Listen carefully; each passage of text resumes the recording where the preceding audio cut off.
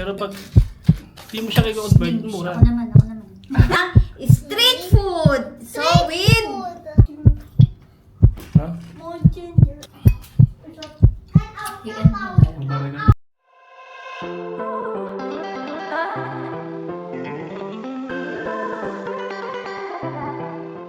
Hello mga bossing! Today magmumukbang po kami. Ako na lang magsasalita.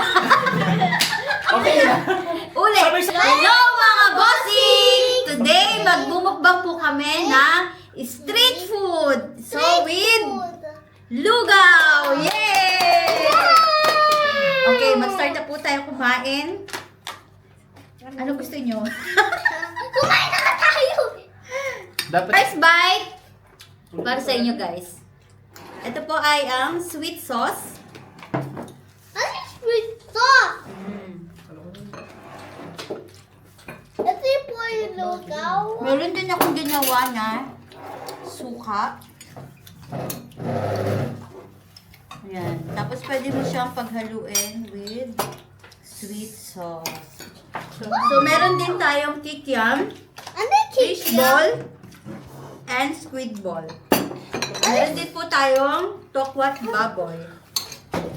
Anong mga pagkain na mimiss niyo? Hindi ko alam. Hindi ko alam. May Ano nga yun? sweet. Calamares. Calamares. Ito may tol ko. At saka yung penoy dun sa bagong baryo. Ano ba Grabe, may tol ko? napakasarap. Hindi ka taga bagong barrio pag di mo matikman yun. Ah. Ganun na yun. Ito my brother. Alam nyo ba, dun sa amin, sa may bagong baryo, merong masarap na bilihan ng penoy malapit sa mini-stop. So, every time na after work, pag uwi, bago umuwi, bago sumakay ng jeep, kakain muna kami doon. So, pwede ka kumain doon sa gilid, or pwede ka rin naman mag-takeout. Pero kasi mas feel na feel mo kapag doon ka kakain. Nakatayo. With nakatayo ka pa. Tapos, sasabayan mo pa ng gulaman. So, napakasarap niya, guys. Okay. Bago kami umalis, naabot akong price, 12 pesos. So, ngayon, di ko alam kung magkano. Anong- Pinaka the best na fishball ni Mang Barok sa Bagong Baryo. So, siya yung pinakamatagal na nagtitinda ng fishball. Kasi napakasarap ng kanyang sauce. At saka yung, alam mo yung simpleng fishball lang, pero grabe, napakasarap. Tuwing hapon yun, every time na dadaan siya, di pwedeng di kami bibili. At saka yung street food na, ano nga yun, yung nilalako na fresh lumpia. Ay. Oo, lumpia. Natatandaan niyo ba yun, guys? So, yun, isa rin siya na napakasarap. So, alam niyo ba, guys, dito kasi walang makakainan.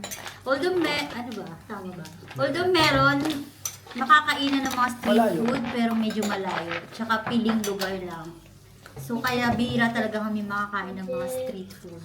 Kaya talagang mamimiss mo siya. Iba pa rin talaga pag sa Pilipinas. Lalabas ka lang ng bahay.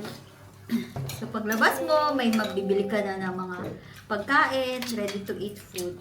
Dito may area na may mga bilihan, pero iba pa rin kasi yung lasa kapag sa Pilipinas.